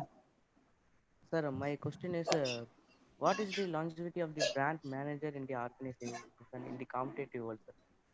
See, forget about brand. When brand has no longevity, where will brand manager have longevity? So, I'm sorry, that is a very crude answer.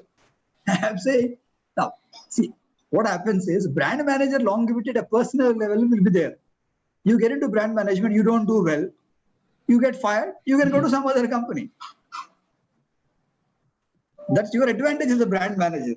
Well, you can do all kinds of strategies. Brand fails, brand doesn't do well. You go to some other company for employment.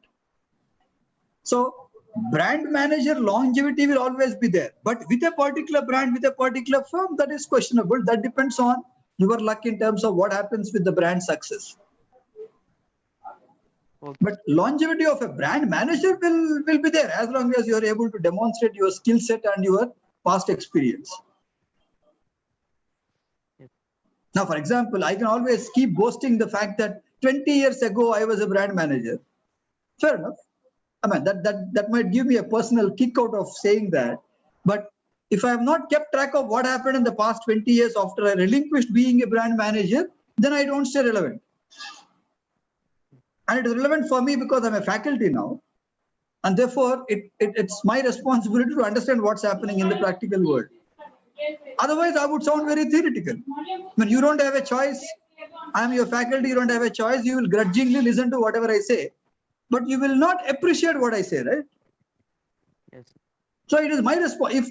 If I am looking at myself as a personal brand, if I want to stay relevant, I should be doing learning all the time to add value to my students, whichever batch that I am teaching. If I think that nothing is going to happen to me, maybe nothing will go to happen to me and I will retire after 10 years, 10, 12 years. No one will possibly care, but no one would possibly care about because I am no more relevant. That's what happened to most of the academicians or the academic fraternity in this country. You thought that you got into that's another problem. People think that getting into academics as a career is the end of the life. And they think that you can do, if someone asks me which is the most, the toughest careers in life these days, I would say being an academic is the toughest.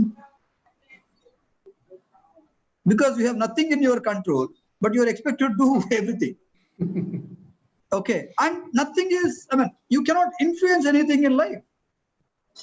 And earlier, whatever my teacher told me, that's a gospel truth. Unless I verified it in a textbook. Now, whatever I said, right now, in the last 1.5 hours with you, you can cross-check the veracity of my statements, right? Immediately. The moment I say something, you can verify on your mobile device whether this fellow is bluffing or whether this fellow is talking in the air or does he make sense. Now, you might not tell me, sir, you made a mistake, but the respect that you have for me would have gone down if I have made some factual error, right? So longevity is absolutely yours. As long as you are willing to learn, your longevity is taken care of. If you think you arrived, then you are dead. It doesn't matter who you are, what you are, and what you are going to be. I mean, unless you are a wealthy person who does not need to earn a living, and you are one of the luckiest few in the world. I am not, so therefore I never take that approach. I don't know. Some of you would have seen on your WhatsApp messages a Mimi, a newborn baby showing this fist like this. I mean, so unless you are born to a Dhirubhai Ambani or an Anil Ambani or a Mukesh Ambani, I don't have that luxury. I don't have that luxury. I'm struggling for my day-to-day life.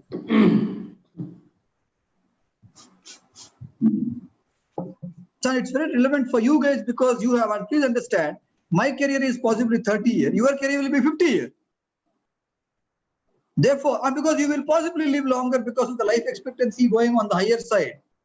Now, you might retire at 60 but live till 90. What will you do for the next 30 years? Therefore, skills are important. Learning is important. And it's a every moment and everyday activity. So you guys should be more careful than our generation. Yeah. Okay. Thank you.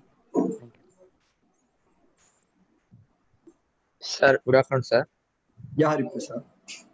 Sir, thank you for the wonderful session. It was so knowledgeable, sir. Thank you. Sir, and my question is, sir, for now, if a brand is digitally absent, means that brand cannot survive in the long run, sir.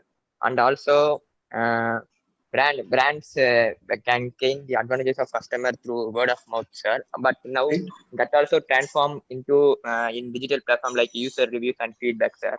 Right. And my question is, in future, if a brand failed means, what will be the reason, sir, apart from the digital presence?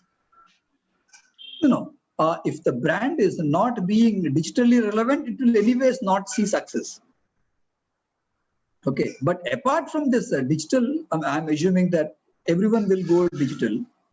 Apart from that, I have already covered those points. You should always be sounding relevant. Okay. And you should be engaging with your consumers. If you're able to take care of those two things, you will become a leader in the near future. And that should take care of your brand health. Okay, sir. And I have another question, sir. Yeah. Sir, as a customer, I can see some brand as a negative image in past, sir. But now at present they are giving good quality products and services. But that negative brand image is still there for that brand, sir. Now, how can a brand overcome it, sir? See, first of all, brands should be aware whether something of that sort is happening or not. If you are aware, you should come out with a strategy. Now, at this point of time, I might not like a brand, but I might still use a brand. I might have my own personal reasons for doing it. Okay, now, I don't know how many of you have heard about this argument or line of thought between the difference between a businessman and an industrialist. And the example that is classically given is Tatas are industrialists, Ambanis are businessmen. Okay, now they have their own goals in life. We are not trying to judge them who is better or who is not so better. But that's a philosophy of life, right? Okay, so it is up to you, but in the long run, your success will depend on how relevant and how engaging you are with your set of consumers. Now, personally speaking, I don't like Reliance. Now, why would Reliance care? They don't care, you don't care. Now, I might say, based upon my understanding about management literature, I might perceive them as someone who is not so ethical. I would not say they're unethical. Relatively speaking, they are maybe not ethical as a Tatas or whatever it is. But Reliance continues to grow. and they've possibly seen the highest growth in this pandemic than any other company. Yes. It's Yes, fine. sir. It's absolutely fine. So, coming back to what you exactly asked me, I might be unhappy, but I don't have a choice, a better choice. Therefore, I might still continue using your services. But I'm still on the fence. If someone gives me a better window of opportunity, I will ship.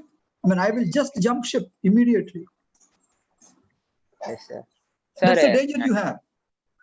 Sir, if you take automobile, sir, now Tata cars are offering more safety and more features in the less price, sir. But the customers are preferring we don't like to buy Tata even though if they provide good quality product, they go for another German cars like yes, that. Yes. That is simple psychology. That is simple psychology. I keep talking about this example every time in my classes. Simple psychology. You start your work after your MBA degree with one particular company which is offered you a CTC of 8 lakhs or 10 lakhs. Some goddamn bank will give you a loan, you will buy, which would be your entry level car. Entry level car 20 years ago would have been a Maruti 800. Then maybe Maruti Alto or Hyundai Santro, whatever it is. Okay, you buy that. 10 years down the line, you become the vice president of the company. Now you want to buy a 20 lakh car. Would you buy you are a loyal customer of Maruti. Would you buy a 20 lakh car from Maruti or would you buy a 20 lakh car from some other brand? Sir, I prefer some other brand like German. Why? Because the perception is already created. You would rather buy a low end of a Mercedes Benz than the high end of a Maruti, because at the end of it, it is still a Maruti. Now, I'm not saying it's a wrong strategy. I'm only saying it might not be the most effective strategy. And Alrice and Jack Trout very strongly argue against it. General Motors did it in US, they lost their market share. Maruti did it in India, they lost their Maruti 800 or Maruti India Limited, Maruti Udyog Limited. When it had only Maruti 800, then competition was Premier Padmini and Hindustan Motors Ambassador. They had 80% of the market share. Companies get greedy. Line extension, brand extension theory that we teach you in marketing classes, you go and implement it in a brand management this thing. White toothpaste, blue toothpaste, green toothpaste, red toothpaste. You keep launching without realizing that your mother brand is getting eroded. Okay, so that's the danger. You have to be careful not to get into that particular temptation. So finally, you are a consumer. You would want to buy a Honda City at 10 lakhs rather than a Maruti brand at 10 lakhs. 25 lakhs, you would want to go to MG or any other brand. And it all depends on your personality. If you want to invest 5 crore to buy an automobile brand, you have a host of options available for you. You can buy a Maybach, you can buy a Porsche, you can buy whatever it is. Depending upon your personality, you will choose what to buy. Okay, sir. Thank you, sir. Yeah, thank you. Sir, a follow-up question to Hariprasad.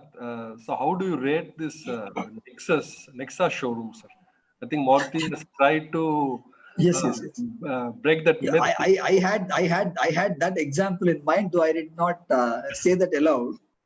Okay. Now, sir, that's one way of trying to break into that particular clutter. Okay. And try to create that premiumness. Now, short term, it might be successful. You could be happy. In the long run, it might not be successful. And many companies have done that. Now, I'm sure even in the pharmaceutical many companies thought, why should I give margins to retailers? I myself will run a chain of pharmacy chain outlets. Yes. People failed miserably. Yes. Multinational companies failed. Indian companies failed. To run a medical shop chain, you should be an HUL or an ITC. You can't be a pharmaceutical company and run medical stores. Unless you have deep pockets and you want to be staying in that business for quite some time, not possible. And it's not worth it. But people have tried. And even Maruti Nexa is possibly a success at this point of time. If they do it right, at the end of it, for a particular, maybe it might work when Nexa is offered in collaboration with a multinational brand as a joint venture or some product strengthening that happens with a foreign collaboration. I might be willing to take you. But standalone, I might not be willing to take. Unless you are a hardcore loyal of Maruti. And other advantage Maruti has is its servicing ability. You go anywhere in the country, you will find someone who will do a Maruti servicing, but not for other brands. That's all. Sir, at some point of time, more than Hyundai Santro, Daewoo's Matis was a much better brand. Better brand. They lost out because Daewoo went into trouble in their host country. They were a much better brand. And Hyundai captured that space. Otherwise, Matis was a better brand. Matis was more economical. So, think of Nokia. Nokia is now struggling to make a comeback, but the opportunity is lost forever. Gone. I mean, all of us, when we started our careers, 1997, when I first bought a mobile, it was a Nokia. It was an Ericsson. That flap and all that. I possibly changed in 97, 98. I possibly changed a mobile phone once in every 3 months, only to realize later that it was waste of money. And all of us do it. It's a natural when you start earning, and then you are kind of only after I started teaching brand management, I realized that how much money I wasted on buying brands. Okay. Now, teaching theory is very relevant, but when you think of as a consumer, when your responsibilities increase, then you cannot afford those premium brands, right? It boils down to your individual circumstances. Thank you. Dr. Satya, can we wrap it up? It's almost 1 o'clock. Yes. 1 o'clock, I'm sure. Yeah. Thank you. Thank you, sir. Indeed, it was an enriching session. I think very good discussions. Thank you for that. Thank you for those questions as well from all the students and other participants. So let me call upon Kribakaran, first MBA student, to propose formal vote of thanks. Kribakaran, can you come in? Yes, sir. Good afternoon to all. It's my privilege to propose vote of thanks speech and acknowledge the contribution of those who worked really hard to make the session happen. On behalf of my college, I thank the speaker of the day, Dr. Satyanarayana Rentala, for sparing his valuable time in his busiest schedule. Today, we had an opportunity to hear your thoughts, and this will surely be going to encourage us in our future events. Thanks to our beloved director, Dr. A.G.V. Narayanan, our chief executive, Captain Sendil Kumar, and our faculty members for providing continuous support and encouragement. I also thank our students and students from other institutions for making this session a success. Thank you. Have a nice day. Thank you so much, sir, for having me here today. And then, I have a pleasure meeting all of you. And I wish all the students, faculty, director, and the management the very best for your future endeavors to take your institution